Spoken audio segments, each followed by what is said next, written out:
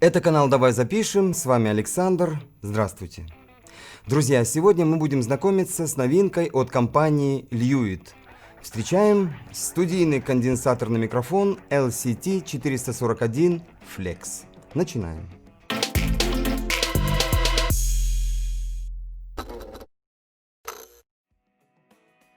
Все никак не успокоятся светлые умы австрийских инженеров. Казалось бы, что можно еще изобрести, когда уже есть все, что только можно было придумать. И инструментальные микрофоны, и вокальные динамические, и конденсаторные студийные, и со стереонаправленностью. Вот он, кстати, который, как вы знаете, мы используем для съема звука с мониторов. И на лампах, и с дистанционным управлением. Куда дальше-то? Нет. Решили господа изобретатели, что всем нам очень нужен микрофон, у которого будет аж 8 диаграмм направленности. Что ж, вот он, красавец, перед нами. Это копия 440-го, но с кучей направленностей. Вот давайте и рассмотрим, что тут к чему и зачем. Итак, кардиоида. Снимает звук строго спереди, сзади и по бокам, давит все очень эффективно. Слушаем кардиоидную диаграмму направленности. Раз, два, три, четыре, пять. Имеет небольшой подъем в районе 12 кГц, что дает разборчивости и яркости записываемому сигналу. В этом режиме обычно пишут голос, духовые и другие инструменты с ярко выраженной направленностью звука. Суперкардиоида. Еще сильнее давит звуки и шумы по сторонам и оставляет небольшую порцию сигнала сзади. Слушаем суперкардиоидную направленность. Раз, два, три, четыре, пять. АЧХ более линейна, подъем высоких частот не такой заметный, как у кардиоиды. С ее использованием уменьшается вероятность возникновения обратной связи, но вместе с этим более явным может стать эффект близости. Обычно этот режим применяется при записи в достаточно шумных местах. Всенаправленная. В этом режиме микрофон будет слышать одинаково хорошо все, что происходит со всех сторон от мембраны. Всенаправленная, она же круговая диаграмма. Раз, два, три, четыре, пять, 6, 7, 8, 9, 10. Эффект близости здесь практически отсутствует и сохраняется подъем на 12-14 кГц. Эту диаграмму лучше всего использовать при записи широких источников сигнала, например, акустических инструментов или барабанного железа. Теперь широкая кардиоида. Это нечто среднее между обычной кардиоидой и всенаправленной диаграммой. Широкая кардиоида. Раз, два, три, четыре, пять. От первой здесь подавление сигнала сзади и в меньшей степени по бокам, а от второй отсутствие излишних низких частот при близком расположении к источнику. С ее помощью лучше всего записывать так называемые крупные источники звука. Дальше восьмерка. Звук снимается только спереди и сзади, стороны наглухо заколочены. Слушаем двунаправленную или восьмерку. Раз, два, три, четыре, пять. Такая направленность хороша при записи нескольких источников, расположенных напротив друг друга. К примеру, интервью. И надо добавить, что в этом режиме АЧХ достигается максимально линейной. И осталось у нас еще 3 диаграммы. Если посмотреть вниз по вертикали от каждой, то увидим, как они похожи на те, которые мы видим снизу. С одной лишь только разницей, что они как будто бы находятся в зеркальном отражении. И это так и есть. Кардиоида, суперкардиоида и широкая кардиоида имеют реверсивные режимы. Реверсивная широкая кардиоида. Раз, два, три, четыре, пять. Теперь слушаем реверсивную суперкардиоиду. Раз, два, три, четыре, пять. Дальше реверсивная кардиоида. Раз, два, три, четыре, пять. И вот тут вопрос, а кому и зачем они нужны? Может, это народ хитрит и таким образом поднимает цену на свое изделие? Но, оказывается, нет. Эти режимы позволяют гораздо улучшить соотношение сигнал-шум и добиться более чистого сигнала при записи в шумной среде. Сама Американская академия аудиологии проводила исследования по этой теме и доказала, что в некоторых ситуациях результат использования реверсивных кардиоидных диаграмм действительно присутствует, и он положительный. Ну, конечно, попахивает аудиофилией, но, возможно, кому-то дотошному в записи эти фишки будут как раз-таки очень нужны.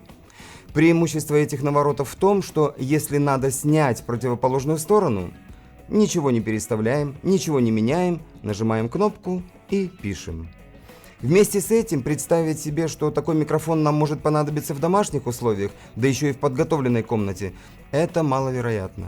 Тем не менее, микрофон есть, да и вряд ли там на заводе сидят всенаправленные идиоты, которые будут серийно выпускать вещи, которые заведомо будут никому не нужны. Остановимся на том, что это, наверное, мы чего-то пока не понимаем. Теперь давайте об основных цифрах, которые обычно для нас могут представлять какой-то интерес. И первое – это насколько больно нас хотят ударить по карману. Внимание! 31 тысяча. Немножко округляя и с учетом курсов чужих денег на сегодняшний день. Вот дорого это или как бы терпимо? Но для начала хорошо бы его еще и послушать, прежде чем выдавать какие-то заключения. А еще лучше сравнить с каким-то равноценным микрофоном, что мы, собственно, и собираемся сделать. На ринг вызывается Rode NT2, который дороже Льюита всего на каких-то 100 тысяч копеек. Ну что, побежали по основным характеристикам. Частотный диапазон у обоих 20-20 тысяч Гц. Диафрагма и у одного, и у второго 1 дюйм, то есть 25 мм. У обоих присутствует золотое напыление. Динамический диапазон. Льюит 137 дБ, Rode 116. Максимальный уровень звукового давления. Льюит 144, Rode 130 дБ. Соотношение сигнал-шум. Льюит 87 дБ, Rode 80. Контакты разъема у них также позолоченные. Весят близко к килограмму. Сделаны Rode традиционно и исключительно в Австралии. Льюит, догадайтесь сами. Теперь настройки микрофонов. Льюит имеет 8 направленностей и все. Rode 3 диаграммы, кардиоида 8 и круговая, плюс срез низких частот на 40 или 80 Гц и ослабление сигнала на минус 5 или минус 10 дБ. Ну, как-то у австралийца повеселее будет. Ну а теперь, как они укомплектованы на 30 тысяч с хвостиком. Подвесы есть у обоих. Поп-фильтры также. Плюс у Льюит еще и ветрозащита. Чехлы есть. А также у Rode наблюдается такая деталь, как шнурок. Льюит зажали. Или просто в коробку не помещался. Ну вот как бы и все, что касается теории. Теперь время переходить к практическим процедурам. Запишем гитару и вокал и попробуем услышать разницу в звуке этих микрофонов. Гитару будем снимать круговой диаграммой, голос, естественно, кардиоидой.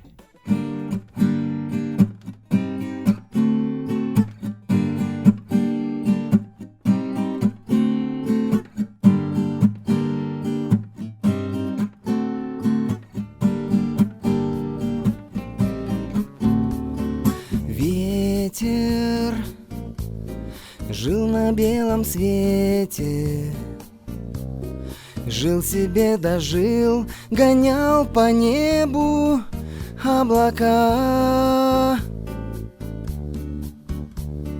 Ветер даже не заметил, как его дорога высока и нелегка. В стужу никому не нужен, всеми он гоним, никем на свете не любим. В зное нет ему покоя, все его зовут, и свежий ветер всюду ждут. Ветер подул навстречу, ветер Тебя я встречу, ветер, в бездонной вышине. Ветер, я обниму за плечи. Не потому ли вечно ты, ветер, нужен мне? Ну вот и все на сегодня, дорогие наши друзья. Оставляю финальное резюме за вами, так как мои ощущения будут субъективными и могут показаться вам где-то нечестными. Так что пишите, делитесь впечатлениями и задавайте вопросы. С вами был Александр. До встречи. С вами был Александр. До встречи. Пока. Пока. Запишем гитару и вокал. Рано пальцем ткнул. Рано пальцем ткнул. Да, тут же остается. Рано. Гитару, вокал в эти два пишу.